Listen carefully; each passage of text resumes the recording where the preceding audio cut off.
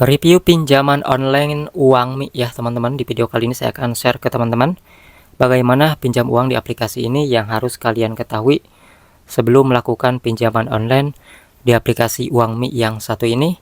Karena tentunya sudah banyak juga ya orang yang melakukan pinjaman online di aplikasi ini, dan seperti apa pengalaman saya ketika pinjam uang di aplikasi Uangmi ini.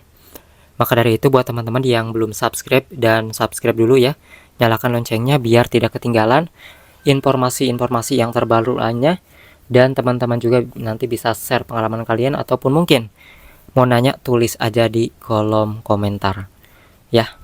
Oke, jadi di sini yang pertama kita akan bahas yaitu mengenai pinjaman online Uangmi ini. Ketika kalian melakukan pinjaman uang di aplikasi ini, ketika kalian mendapatkan limit yang besar, maka jangan sampai telat bayar kalau misalnya teman-teman mau mengajukan pinjaman limit yang besar itu. Kenapa? Karena misalnya nih teman-teman nanti udah dapat limit kayak 11 juta misalnya ya. Terus teman-teman itu yang namanya telat bayar nih beberapa hari gitu ya di aplikasi Uangmi ini, maka limit 11 juta tadi bisa turun sampai 10 juta. Yaitu tinggal sisa 1 jutaan limitnya. Nah, maka ketika kita nantinya mau mengajukan lagi didapat limit yang besar seperti itu, maka usahakan jangan sampai telat bayar kalau memang teman-teman mau mempertahankan limitnya, kalau misalnya mau pinjam lagi. Nah, itu sih yang saya tahu ya. Untuk aplikasi Uangmi ini limitnya itu bisa merosot ataupun turun drastis walaupun kita sudah dapat limit yang besar ketika kita mengalami yang namanya telat bayar, teman-teman.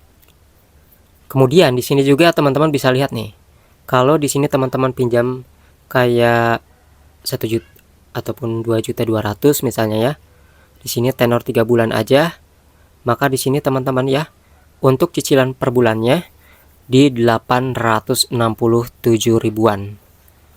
Nah, kira-kira menurut kalian apakah ini besar atau kecil bunganya ya? Namun yang pasti tentunya ya tergantung dari tenor dan juga limit yang kita pilih ya.